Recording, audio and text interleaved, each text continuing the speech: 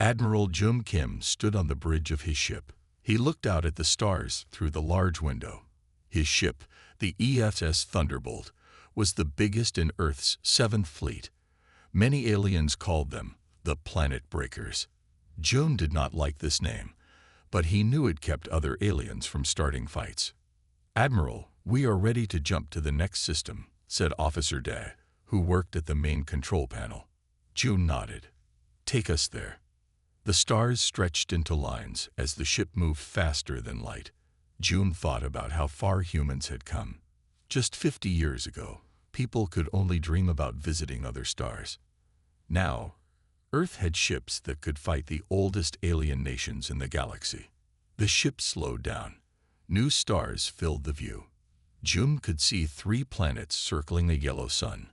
"Send the usual message to any ships in the area," Jun ordered. "Tell them we are just passing through." Dae sent the message. This was always needed. Most aliens got scared when human ships appeared. Jun remembered why. 10 years ago, aliens called the Orions attacked a human colony. They thought humans would be easy to defeat. They were wrong. Earth sent its best ships, including Jun's fleet. They surrounded 3 Orion worlds and destroyed all their space weapons. The Orions gave up in just 2 weeks. After that, no one wanted to fight humans. The Galactic Council, where all alien nations met, watched Earth carefully. They thought humans might try to take over the galaxy. "Message from Earth Command," said Min, the communications officer. "They want us to check something strange at the edge of the Cygnus Void." Jun frowned. The Cygnus Void was a place most ships avoided. Strange things happened there. Ships reported their equipment failing for no reason. "What kind of strange thing?" Jun asked. "They don't say much. Just unusual energy that their science team can't explain." Jun walked to the big map table in the middle of the bridge. It showed all the stars near them. He touched the screen to zoom in on the Cygnus Void. "How long to get there?" he asked. 3 days at regular speed," said Da. "We could get there in 1 day if we push the engines hard." Jun thought for a moment. "Regular speed. I want all ships and crews ready when we arrive." As Jun looked at the map, Officer Soo-Jin Park came to stand beside him. She was the ship's lead scientist. "I've been studying the reports from the Void," she said. "Whatever is happening there, it's getting stronger. The energy readings have doubled in just 1 week." "Is it dangerous?" Jun asked. "I don't know yet," she answered honestly. "But anything that powerful that we don't understand should be treated as dangerous." Jun nodded. He had learned that lesson in his 20 years in space. "Tell all ships to prepare for possible trouble," he told Min. "And ask Earth to send us everything they know about the Void." As the fleet changed course, Jun felt uneasy. Humans had faced many challenges since going to the stars. They had fought wars, made peace, and built a place for themselves among older alien nations. Earth's fleet was feared, but that fear had kept humans safe.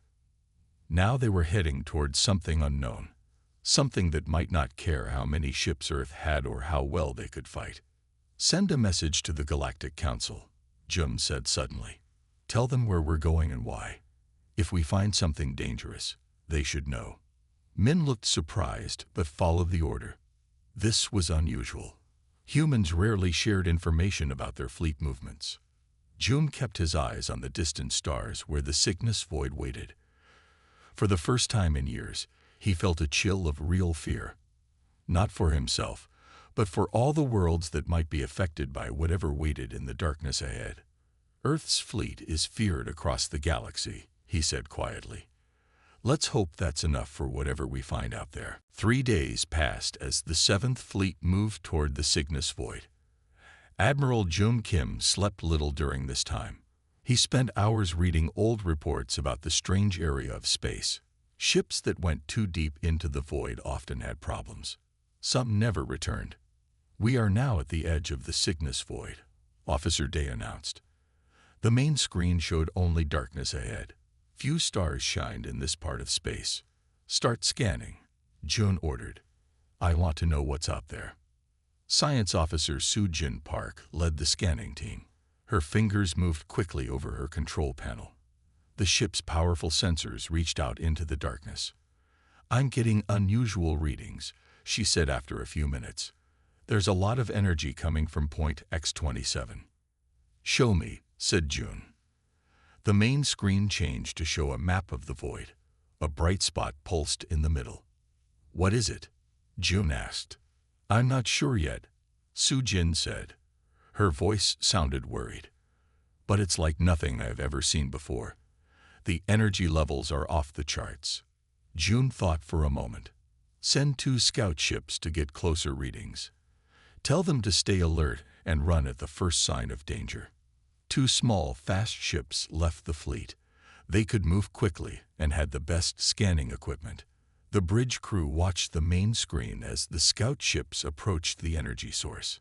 "Scout ships report they are now close enough for detailed scans," Min said. Everyone waited. The bridge was quiet except for the soft beeping of computers. "Admiral," Min suddenly shouted. "Scout Ship 1 reports something is coming out of the energy source." "Show me," June ordered. The screen switched to show what the scout ship was seeing. At first, June saw only a bright light. Then he noticed something moving within the light, strange shapes that seemed to be made of pure energy. "What are those things?" he asked. Before anyone could answer, Scout Ship 1 sent an urgent message. "Admiral, the things are moving toward us. Our power levels are dropping fast. We need tow." The message cut off. The screen showed Scout Ship 1's lights flickering and going dark. "Get them out of there," June ordered. "Tell Scout Ship 2 to grab them with tractor beams and pull back immediately." The crew watched as Scout Ship 2 tried to rescue its partner. But before it could reach the other ship, the strange energy beings surrounded it too. "Both ships have lost power," Min reported, her voice shaking. "Life support is failing." June made a hard choice. Move the fleet in. Rescue those crews. The Thunderbolt led the way, with 5 battle cruisers following close behind.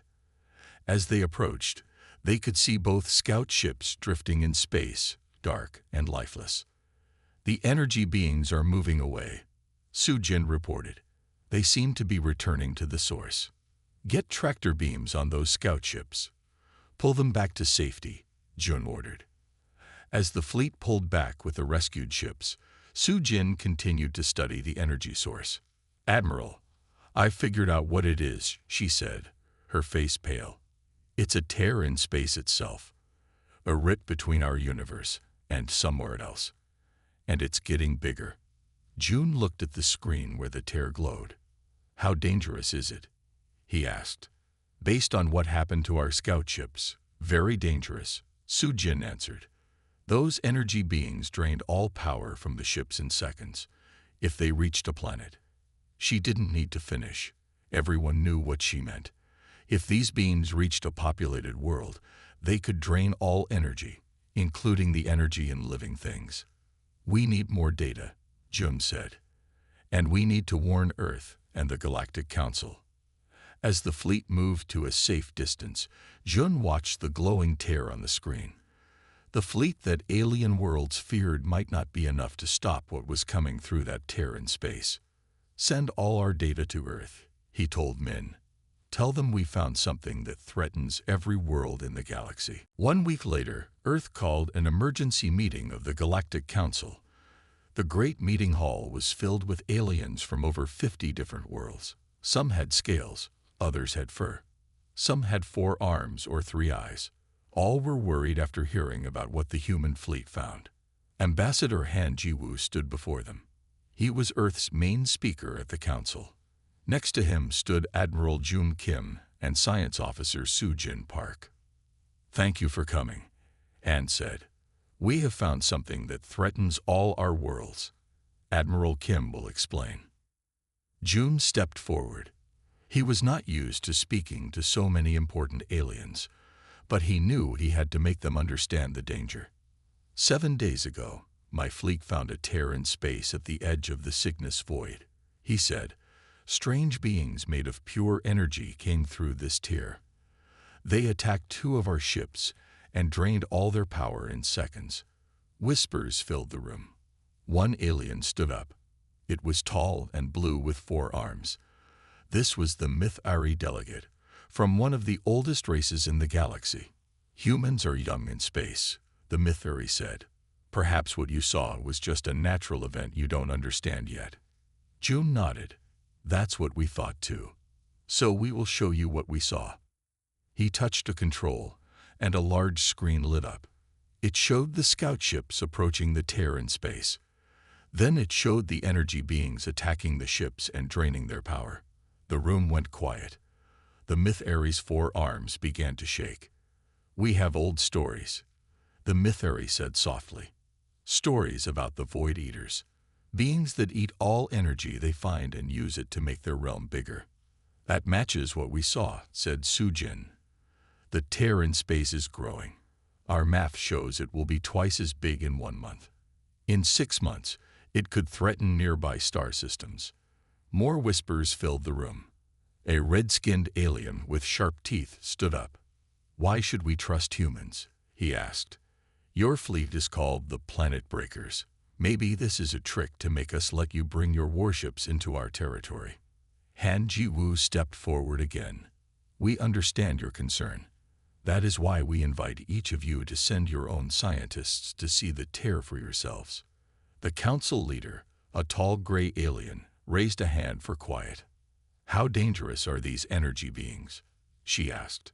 Sujin answered, very dangerous. They don't just take electricity. They take all energy, including the energy in living things. If they reached a populated world, they could kill everyone on it. The room erupted in loud talking. Some aliens looked afraid. Others looked like they didn't believe the humans. The Gray Council leader spoke again. What do you suggest we do, humans? Admiral June had been thinking about this for days. First, we need to learn more about these beings and the tear. Then we need to find a way to close it. But most importantly, we need to work together. No single fleet can face this threat alone. The council talked for hours. In the end, they agreed to send teams to study the tear. But June could see that many aliens still didn't trust humans. As they left the council hall, Jun spoke quietly to Han. They don't all believe us, he said. Han nodded. No, some think it's a human trick. Others are too scared to face the truth. What happens when the first alien world is attacked? Jun asked. Then they will believe, Han said sadly. But by then, it might be too late. June looked up at the stars visible through the council building's clear dome roof. The 7th Fleet will stay near the tier, he said. We'll watch it and learn what we can. And we'll be ready when those things come through again. Han put a hand on June's shoulder. The fleet that alien worlds feared may be their only hope now. June nodded. I just hope we're strong enough for what's coming. 2 weeks passed. Ships from many alien worlds came to study the tear in space. They stayed far back, afraid of the energy beings. Admiral June's fleet protected them all. Any changes in the tier? June asked Sujin one morning. It's 20% bigger now, she said, and our sensors show more movement inside it. Just then, Officer Min rushed onto the bridge. Admiral, we're getting a distress call from the Proxima system. Proxima was only 1 jump away. It had a small research station with 50 people on it. Put it on screen, June ordered. A scared face appeared. It was a woman with short hair. Behind her, people were running. This is Dr. Lee from Proxima Research Station, she said. We are under attack by strange energy beings. They came out of nowhere and are draining all our power. Our shields will fail soon. Please, anyone, help us. The screen went black. June stood up. How long to reach Proxima? 2 hours at top speed, Officer Daz said. Tell all ships to prepare for jump, June ordered. And warn them, we're going into battle against the energy beings. The fleet made the jump to Proxima. When they arrived, They saw the research station surrounded by glowing shades. These were the energy beings, but there were many more of them now. Station shields are at 12%, Min reported. Life support is failing. Move us between the station and those things, Jun ordered. The Thunderbolt moved forward, with other ships following. But when they fired their weapons at the energy beings, nothing happened. The energy just passed through them. Our weapons aren't working, Dai shouted. Captain Ta Wu Li of the smaller ship Dauntless called the Thunderbolt. Admiral, my engineer has an idea, he said. We modify our shields to release tachyon particles. They might disrupt the energy beings. Try it, Jun said. The Dauntless moved close to the energy beings. It turned on its special shields. The glowing shades seemed to pull back. It's working, Captain Li said. The tachyon particles make it hard for them to stay in our space. Get all ships to copy the Dauntless's shield settings, Jun ordered. Form a wall between the station and those things so the people can escape. The human ships formed a line.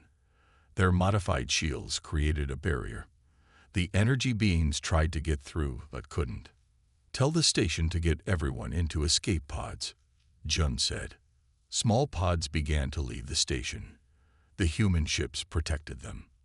But the energy beings didn't give up. They began to attack the ships, trying to drain their power. The Dauntless was hit the hardest. Admiral, our power is dropping fast, Captain Li reported. Shields at 40%. Pull back, Jun ordered. We can't, Li said. If we move, 3 escape pods will be exposed. They haven't reached safety yet. Jun knew what this meant. Captain Li was choosing to save the people in the pods over his own ship. All other ships, increase power to your shields, Jun ordered. We need to hold until those pods are safe. The Dauntless's lights began to flicker. Its shields were failing. Engine room reports power levels critical. Engineer Yun Jikang called out on the Dauntless. We have maybe 5 minutes left. Captain Li made a hard choice. Start evacuation. All crew to escape pods. But I need 1 volunteer to stay and keep the shields up until the last station pod is safe. I'll stay, Engineer Kang said. The Dauntless's crew left in escape pods. Only Captain Li and Engineer Kang stayed behind. Last station pod is away, Min reported on the Thunderbolt. Dauntless, get out of there now, Jun ordered. But it was too late. The energy beings surrounded the Dauntless. Its power was almost gone. We're setting the self-destruct, Captain Li said calmly. The explosion might hurt these things, or at least slow them down. Li, no, Jun said. It's okay, Admiral, Li replied. The people are safe. That's what matters. The Dauntless exploded in a bright flash. When the light faded, the energy beings were gone, scattered by the blast. Jun stood silent on his bridge. The fleet had saved the station people, but at a high cost. Did we get all the Dauntless escape pods? He asked quietly. All but 1, Min answered. Captain Li and Engineer Kang never left the ship. Jun looked at the empty space where the Dauntless had been. They died saving others, he said. Remember their names. News of the attack on Proxima Station spread fast. The Galactic Council called another emergency meeting. This time, no one doubted the human story. Admiral Jun Kim stood before the council again. He looked tired. He had not slept much since losing Captain Li and Engineer Kang. The energy beings are spreading, he said. Our scientists now believe they are coming through tiers in space in many places, not just the Cygnus Void. The council leader looked worried. What can we do to stop them? We found that special shields with tachyon particles can hold them back, Jun said. But our weapons don't hurt them. We need new ideas, new technology. The tall Mithari with 4 arms stood up. My people will share our ancient knowledge about the Void Eaters. Perhaps there are clues there.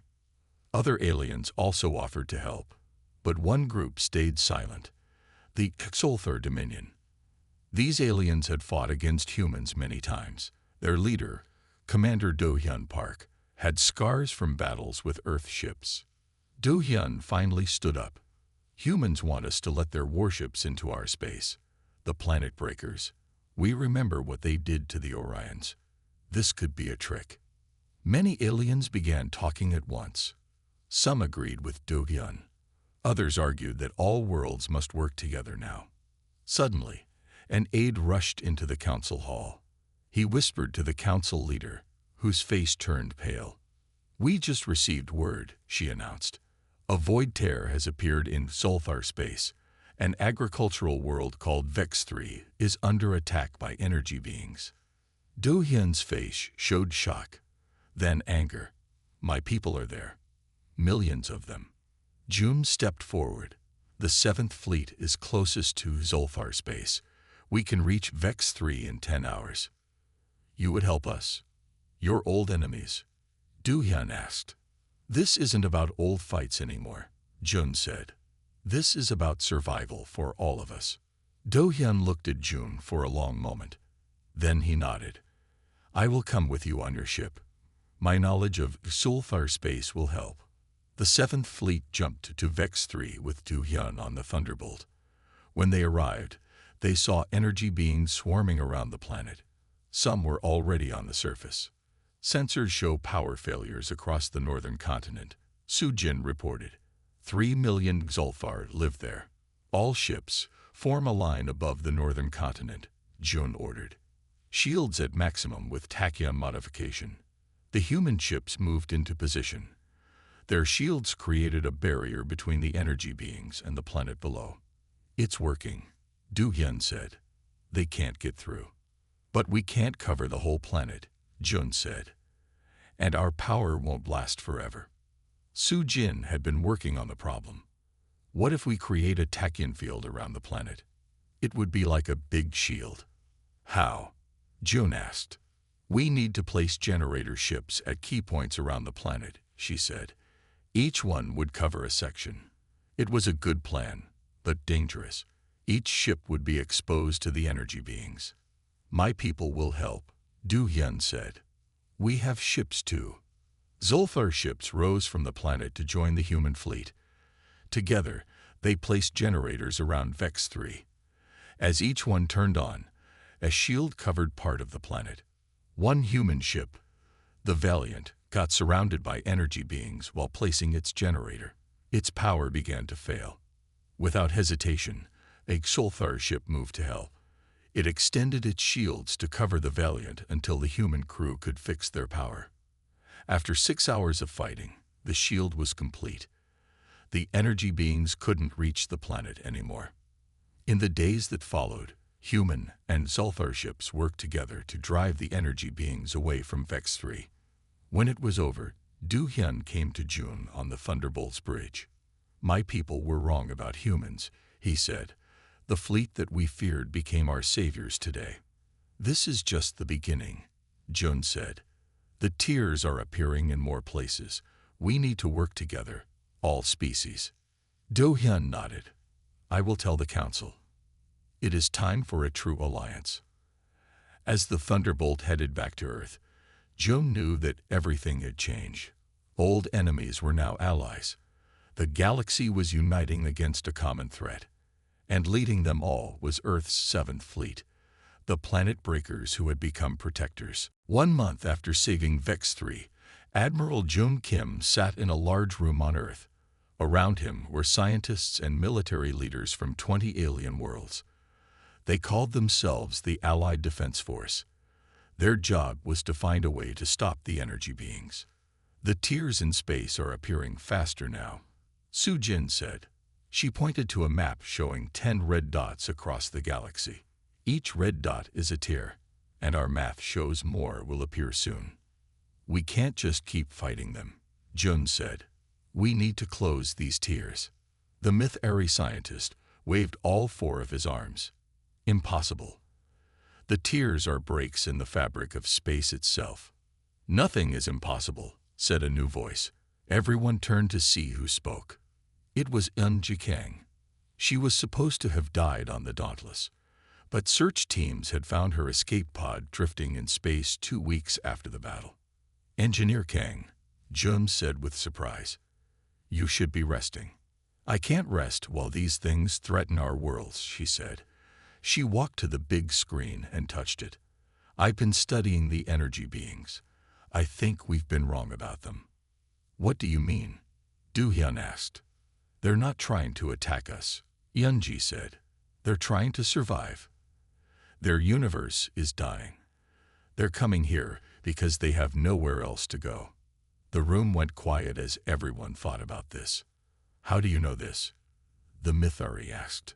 When I was on the Dauntless, one of them touched me, Yeonji said. Just for a second. I felt images in my mind. Their world collapsing. Fear, desperation. Soo-jin looked excited. This changes everything. If they're intelligent beings, maybe we can communicate with them. But they're still dangerous, Do-hyun pointed out.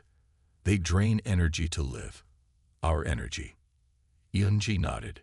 Yes, that's why we need a new plan. We can't destroy them, and we can't let them take over our space. But what if we could give them a place to exist? A special area where they could live without hurting us? Like a reservation, Jun asked. More like a new home, Yeonji said. We could create a pocket of space just for them. Sealed off from our universe, but stable enough for them to live in. The scientists talked excitedly. It was a bold idea, but it might work. How would we do this? Jun asked. Soo-jin and Yeonji explained the plan. They would need to place special devices around the main tear in the sickness void. These devices would create a new space, like a bubble universe, connected to the tear. Then they would need to close all the other tiers, forcing the energy beings into the new space. It's very dangerous, Soo-jin warned. The ships placing the devices would be right next to the energy beings, and we don't know if the beings will cooperate. We have to try, Jun said. It's the only way to save both our worlds and theirs. The Allied Council agreed to the plan. For the next 2 weeks, ships from all species worked together. Some built the special devices. Others fought to hold back the energy beings from attacked worlds. Finally, everything was ready. 20 ships would carry the devices to the sickness void. Each ship had the best shields and fastest engines. The crews were all volunteers. Admiral Jun insisted on leading the mission himself on the Thunderbolt. Do-hyun joined him, along with Soo-jin and Yeonji. The night before they left, Jun couldn't sleep. He stood looking out a window at Earth below. It looked so peaceful from space. He wondered if he would see it again. Worried, a voice asked. It was Do-hyun. Wouldn't you be?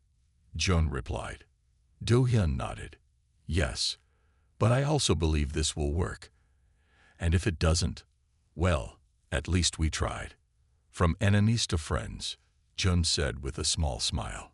Strange how things change. The universe is full of surprises, Do-hyun said. Tomorrow we'll find out if it has one more, a way to make peace with beings from another universe. As the sun rose over Earth, the 20 ships of the mission prepared to leave. Crews said goodbye to loved ones. Engineers checked equipment one last time.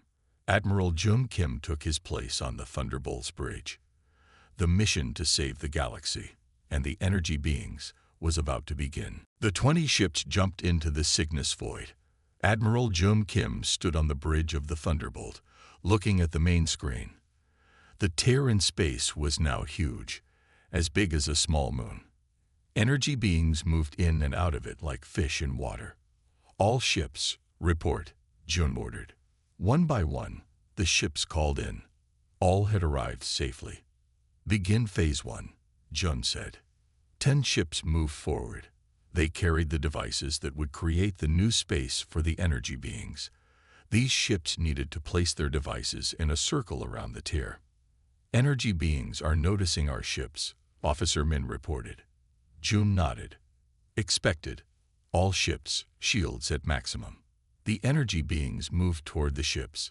They seemed curious about these visitors. Remember, don't fire weapons, Jun reminded everyone, "We're not here to fight them." The first ship reached its position and dropped its device. A small metal box floated in space. It didn't look like much, but inside was very complex technology. "First device in place," Sujin reported. 9 more to go. One by one, the ships moved into position and placed their devices. The energy beings watched but didn't attack. It seemed Lunji was right. They were intelligent and could sense that the humans weren't there to hurt them. "Last device in place," Sujin finally said. "Beginning activation sequence." The devices lit up. Lines of energy connected them, forming a circle around the tier. "Phase 1 complete," Jun said. "Begin Phase 2. This was the hard part. The other 10 ships carried devices that would close the smaller tiers that had appeared across the galaxy. To work, these devices needed to connect to the main tier first. As the ships moved closer to the tier, the energy beings became agitated. They started to swarm. "They sense something is happening," Yunji said. "They're afraid." "Can you communicate with them?" Jun asked. Yunji shook her head. "Not directly, but I think they can feel intentions. Everyone, try to project peaceful thoughts." It sounded strange, but the crews tried. They thought about peace and helping the energy beings find a new home. Slowly, the energy beings calmed down. The ships were able to move closer to the tier. "Beginning Phase 2 activation," Sujin said. The second set of devices powered up. They sent beams of energy into the tier. The tier began to change color, from bright white to soft blue. "It's working," Sujin said. "The pocket space is forming." But then something went wrong. Alarms sounded on the Thunderbolt. "The tier is becoming unstable," Sujin reported. "The energy flow is too strong." "What does that mean?" Duhyun asked. "It means the pocket space might collapse," Yunji said. "If that happens, the energy beings will be trapped between universes. They'll die." "Can we fix it?" Jun asked. Yunji thought for a moment. "The main controller on device 1 needs to be reset manually. Someone needs to go outside the ship." "I'll go," Jun said immediately. "No, Admiral," Duhyun said. "Your people need you." "I'll go." Before Jun could argue, a new voice spoke. "I should do it," Yunji said. "I understand the devices best." Everyone knew she was right. Yunji put on a spacesuit and left the ship. She used a small jetpack to fly to device 1. "I'm at the device," she said over the radio. "Beginning reset procedure." As she worked, the energy beings gathered around her. They seemed to recognize her from the Dauntless. "They're not hurting me," Yunji said with wonder in her voice. "I think they know I'm trying to help them." She finished the reset. Device 1 lit up brighter. "It's working," Sujin said. "The pocket space is stabilizing." But then more alarms sounded. Energy surged from the tier. Min shouted, "It's going to." A blast of energy shot out from the tier. It hit several ships, including the Thunderbolt. The lights flickered. "Power failing on multiple ships," Min reported, including Device 1's controller. "What does that mean?" Jun asked. "It means someone needs to stay at Device 1 and manually keep it stable," Yunji said, "or everything will fail." Everyone understood what this meant. Whoever stayed would not be able to return. "I'll stay," Yunji said simply. "Yunji, no," Jun said. "We'll find another way." "There is no other way," she replied. "And it's okay. I spoke with the energy beings when they touched me before. They're not so different from us. They want to live. I can give them that chance." Jun wanted to argue, but he knew she was right. "Begin evacuation of all damaged ships," he ordered. "Prepare to activate the pocket space." As the ships pulled back, Yunji remained at Device 1. The energy beings surrounded her, but didn't harm her. "Pocket space at 90%. Sujin reported, ready for final activation. The trip back to Earth was quiet. Admiral Jung Kim sat alone in his office on the Thunderbolt. The mission had worked. The energy beings now had a new home in the pocket space, but the cost had been high. Many good people had died, including Kang. A soft knock came at his door. "Enter," Jun said. Do-hyun walked in. The Exulthar commander looked as tired as Jun felt. "The other ships report all tiers across the galaxy are closing," Do-hyun said. "It worked. Your engineer's sacrifice saved many worlds." Jun nodded. "Yeonji was one of our best. She will be remembered by both humans and Zulthar," Do-hyun added. "My people will tell stories of her courage for many years." Jun looked out the window at the stars. "What will your people do now? Will we go back to being enemies?" Do-hyun sat down across from Jun. "I hope not. This crisis has shown us that we are stronger together. The Exulthar will ask for peace talks with Earth." "I would welcome that," Jun said. Suddenly, alarms sounded throughout the ship. "Admiral, to the bridge." Min's voice called over the speakers. Jun and Do-hyun rushed to the bridge. The main screen showed the pocket space they had created. It was glowing brighter than before. "What's happening?" Jun asked. "We don't know," Soo-jin said. "Energy levels inside the pocket space are rising. It might be unstable." Everyone watched the screen. The blue sphere of the pocket space pulsed like a heartbeat. "Could it collapse?" Do-hyun asked. "If it does, the energy beings might return to our space," Soo-jin said. "And they might be angry this time." Jun felt sick. Had Yeonji's sacrifice been for nothing? Then something strange happened. A small point of light appeared at the edge of the pocket space. It grew larger, becoming a small tear. But this tear was different. It glowed with a soft green light. "Something's coming through," Min reported. A shape emerged from the tear. At first, they couldn't tell what it was. Then the ship's cameras zoomed in. "It's an escape pod," Soo-jin said in shock. The pod floated in space. It was damaged, with burn marks along one side. But it was clearly a human escape pod. "Get a tractor beam on it," Jun ordered. "Bring it into the ship." The crew worked quickly. They brought the pod into the Thunderbolt's landing bay. Jun, Do-hyun, and Soo-jin rushed down to meet it. Medical teams stood ready as the pod's door slowly opened. Inside was a single person, unconscious but alive. "It's Eunji," Soo-jin cried. The medical team carefully moved Eunji to the medical bay. Dr. Kim checked her over. "She's alive, but very weak," the doctor reported. "And there's something strange about her." "Strange how?" Jun asked. "Her body is giving off unusual energy readings," the doctor said. "Nothing dangerous, but not normal for a human." 3 hours later, Eunji woke up. Jun was sitting by her bed. "Admiral," she said weakly. "Did it work? Are the energy beings safe?" "Yes," Jun said. "They have their new home." "But how did you survive? We thought you were gone." Eunji smiled. "They saved me. The energy beings. When Device 1 was pulled into the pocket space, they protected me. They created the escape pod to send me back." "They built you an escape pod?"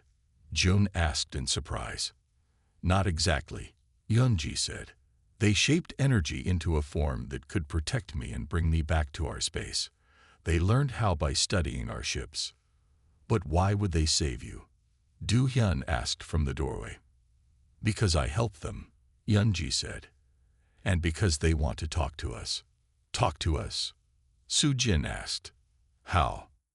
Eunji held up her hand. A small ball of light appeared above her palm.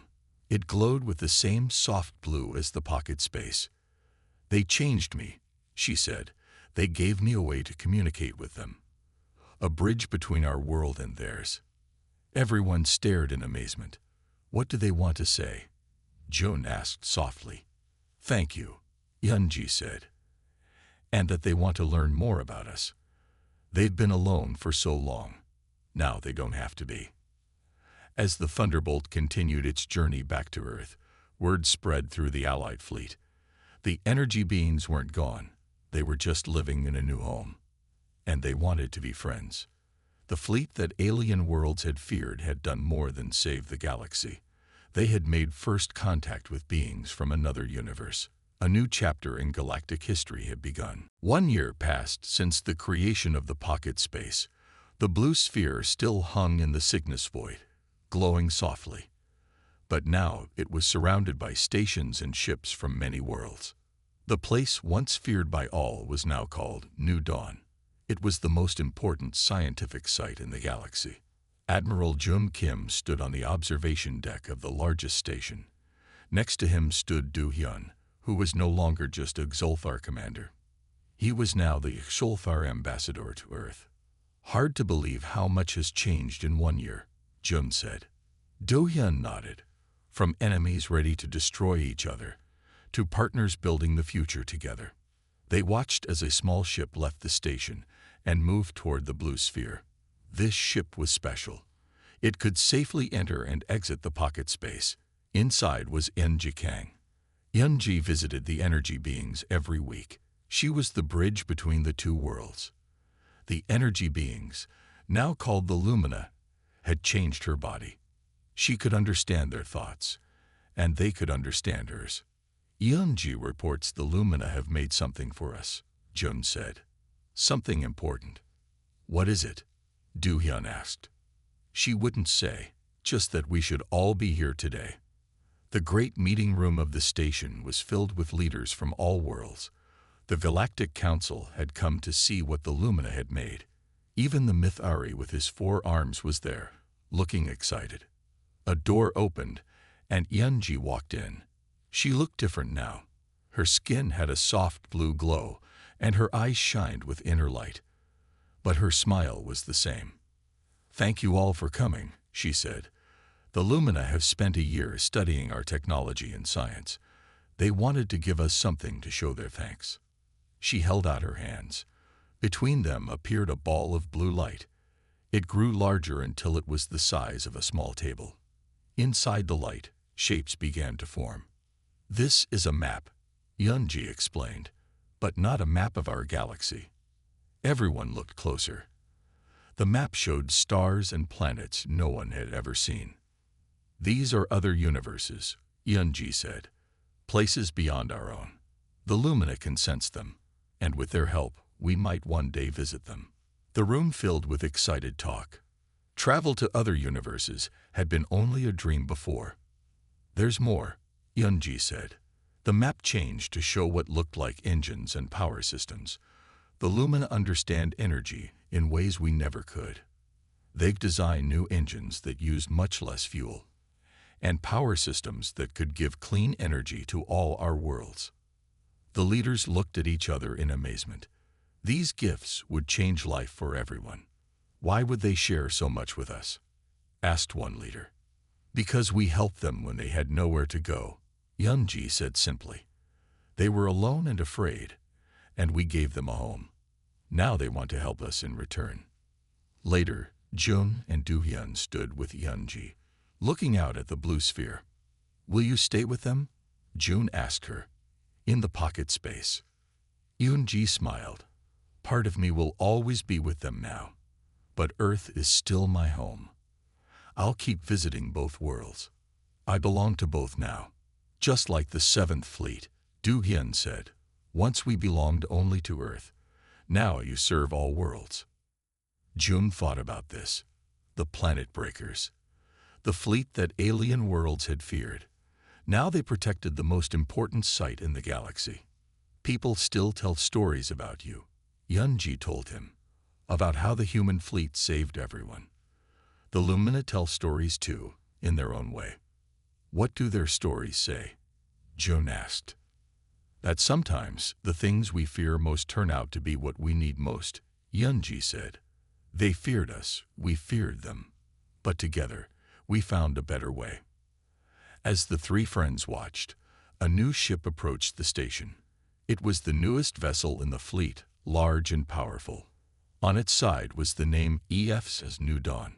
"Your new command," Yunji told Jun.